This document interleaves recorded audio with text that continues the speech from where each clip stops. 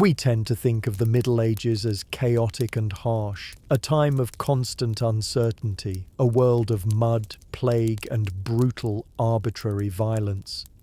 We picture disorganized, grimy villages where life was just a desperate scramble for survival. But what if I told you that for many, daily life was in some ways more predictable and orderly than our own? That their world was governed by a strange logic designed to create rhythm and safety, especially when night fell. In the next few minutes, we'll uncover the forgotten medieval rules that shaped the world around sleep, and you'll see how laws about fire, clothing, and food were all part of a surprisingly calm design for living. The medieval mind was obsessed with order, not just the grand cosmic order of God and the angels, but a practical earthly order.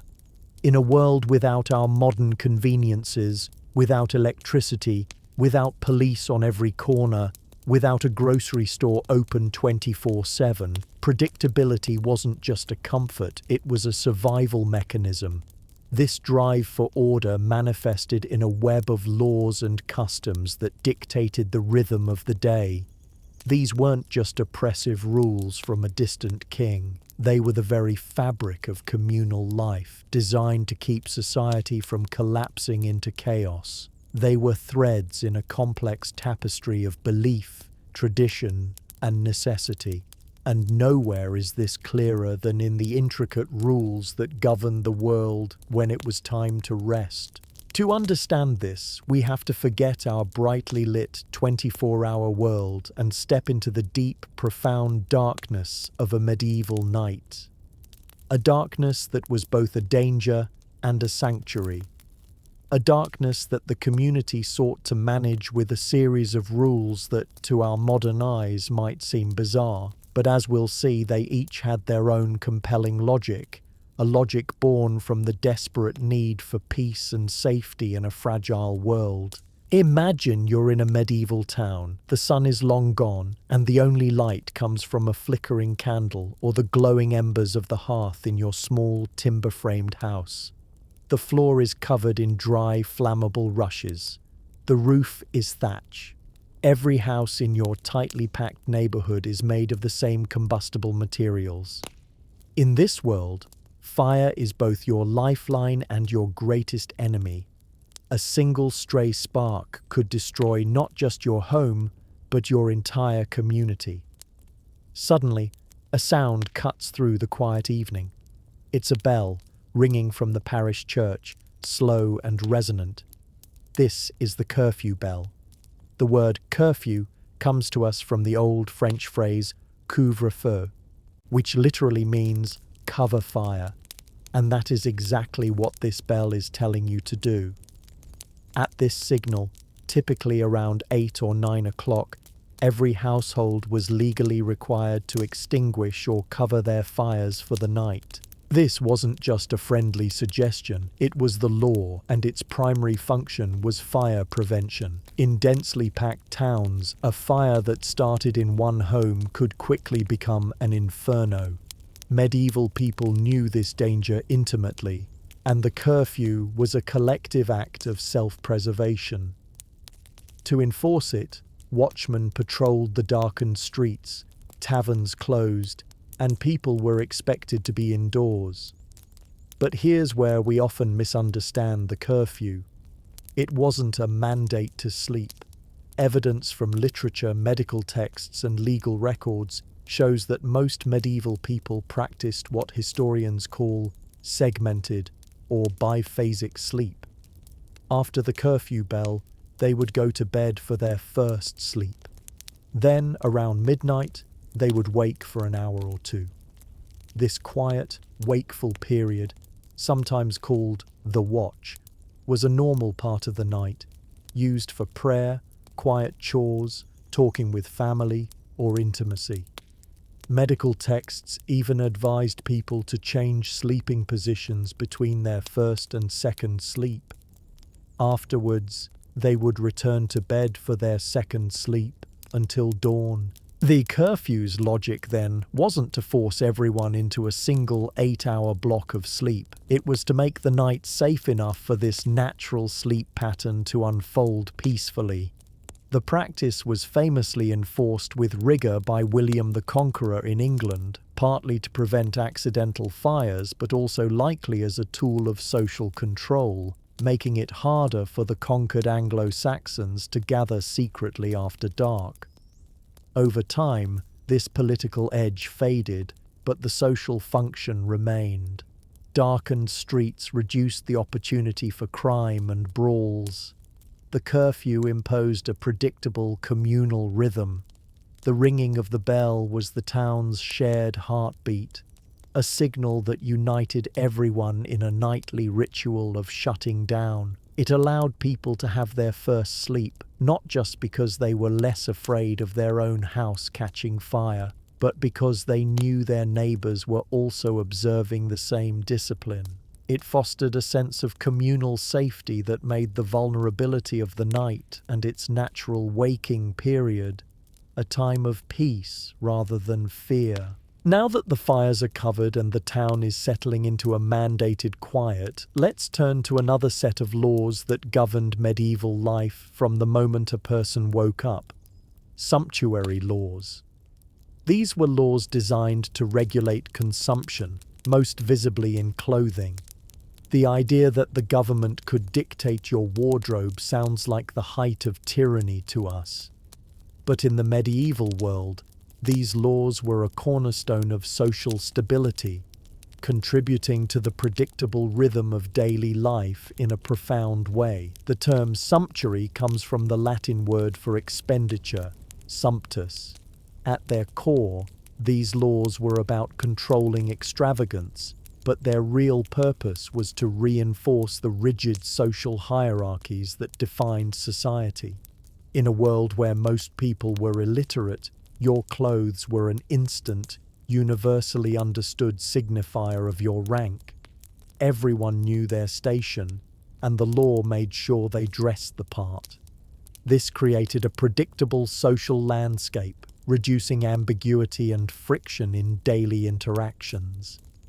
These laws peaked in England during the reign of King Edward III in the 14th century.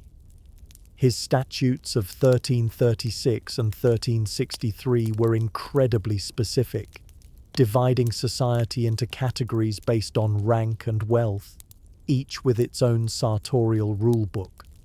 For the highest-ranking nobles, there were almost no rules.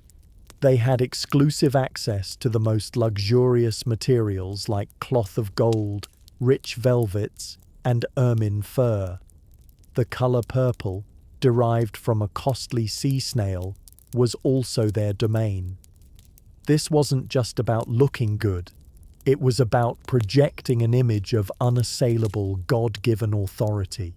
Just below them, knights, merchants, and artisans faced a sliding scale of restrictions. A merchant, even a very wealthy one, was forbidden from wearing many of the status symbols of the aristocracy. No cloth of gold, no precious stones, no expensive furs. Their cloth was capped at a lower price than that of knights. For labourers, the rules were stricter still, often restricting them to coarse, undyed woolen cloths like russet and blanket.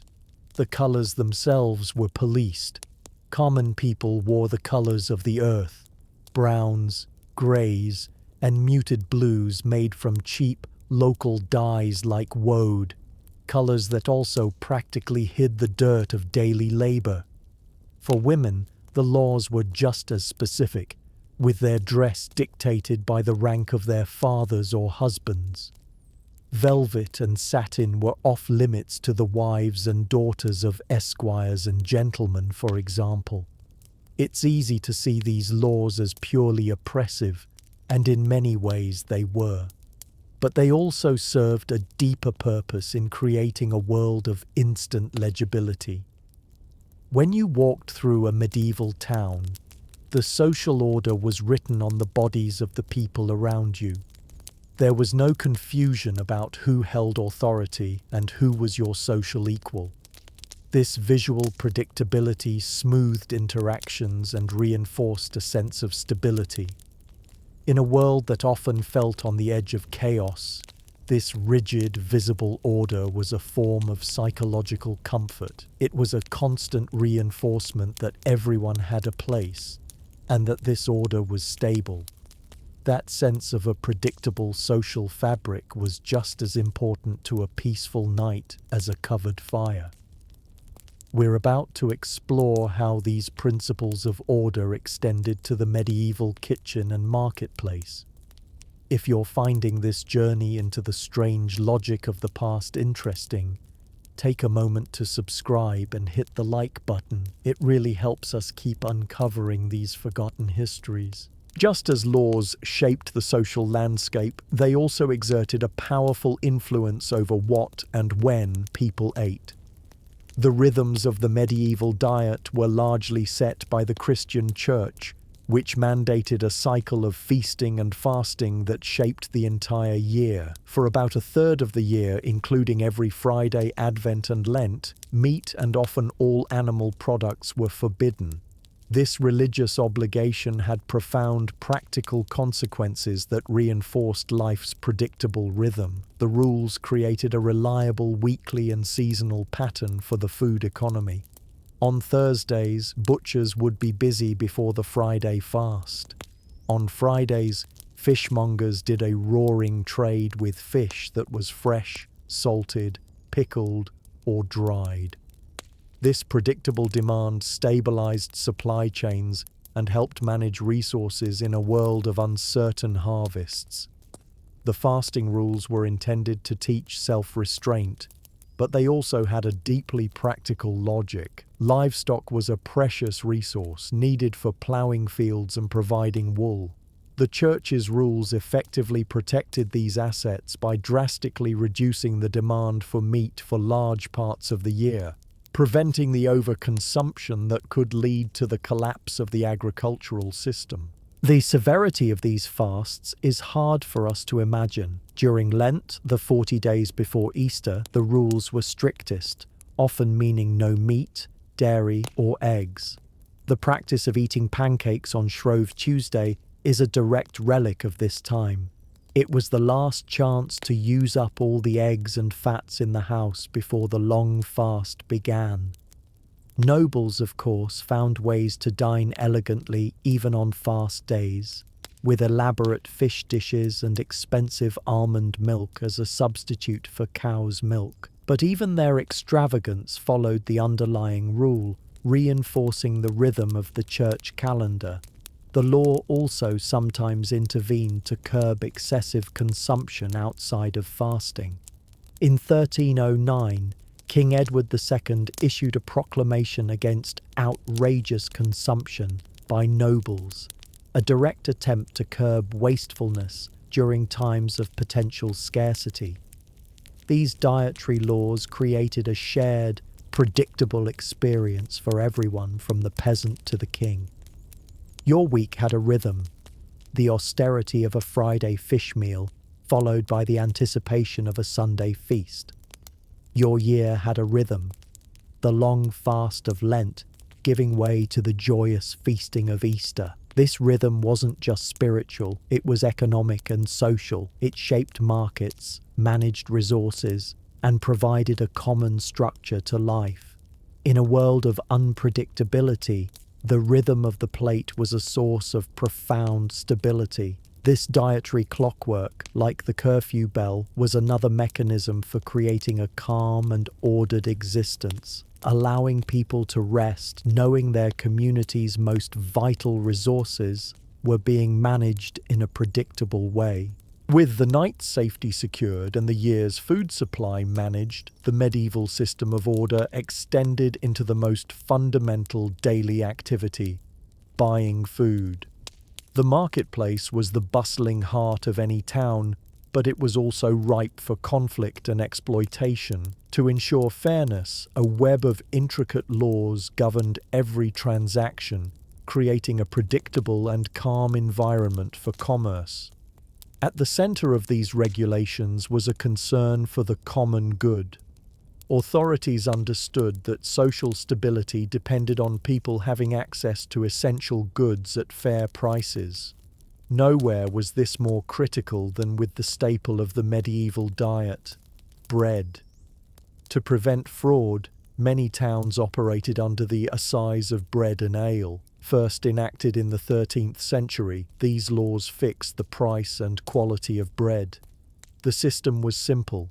The price of a standard loaf was fixed, but its weight would fluctuate based on the market price of grain. When the harvest was good and grain was cheap, your penny loaf was larger. When the harvest was poor, the loaf was smaller. This created a transparent and predictable system. To enforce this, officials patrolled the market, checking bakers' loaves against official weights. A baker caught selling underweight loaves faced severe public punishment, being dragged through the streets on a hurdle with the deficient loaf tied around their neck. This wasn't just about punishing dishonesty, it was about maintaining public trust. The fear of being cheated on something as essential as bread could easily lead to riots. The assize of bread and ale was a powerful tool for calming these fears and providing an assurance that the system was fair.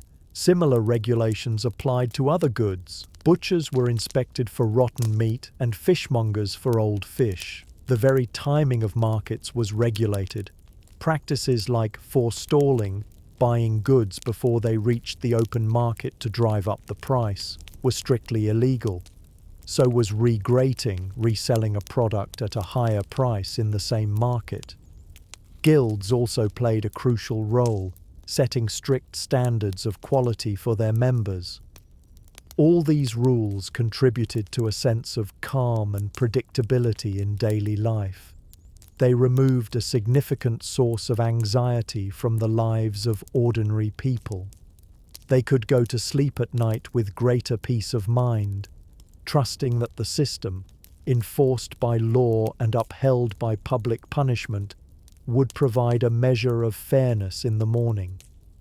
This economic predictability was a vital component of the overall social order, a logic that imposed strict, transparent rules on the chaos of commerce. We began with the curfew bell, a town-wide command for fire safety, but that logic didn't stop at the town square. It followed people right into their own homes, governing the very heart of the medieval household, the hearth. These household rules were the micro counterpart to the macro-level curfew, forming a comprehensive system designed to allow people to sleep without the mortal fear of burning alive. As we've seen, the typical medieval home was a tinderbox. After major urban fires, like the one that devastated London in 1189, authorities began implementing stricter building codes. One of the most significant changes was the mandatory move from flammable thatch roofs to fire-resistant clay tiles or slate.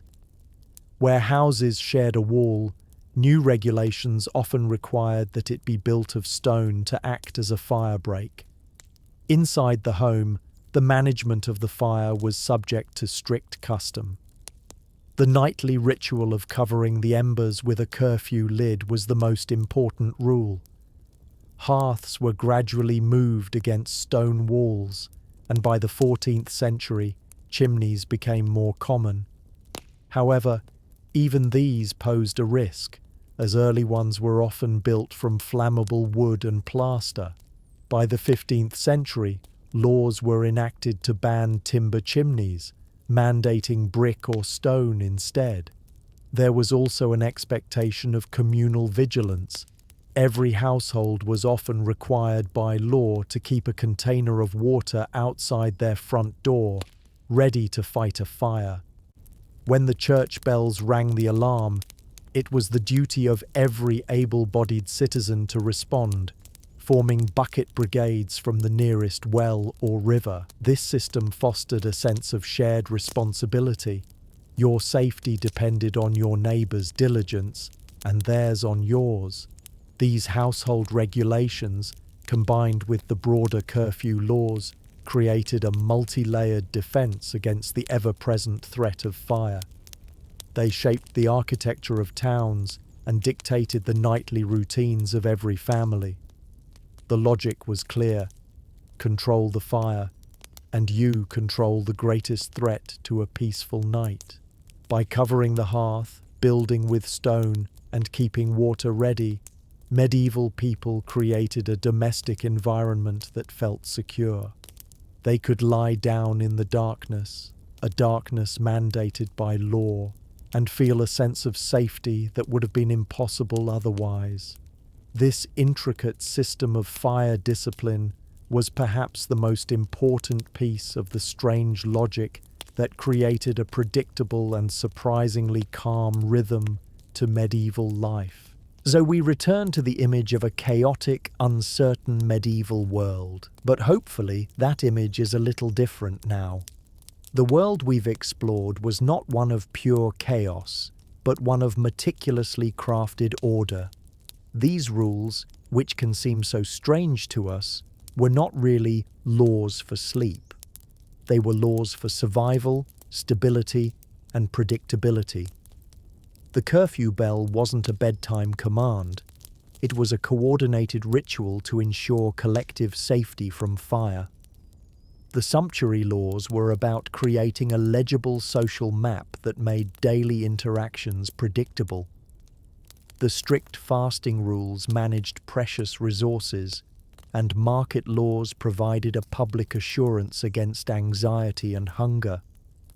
And the fire regulations that governed your own hearth were the final personal link in a chain of communal discipline.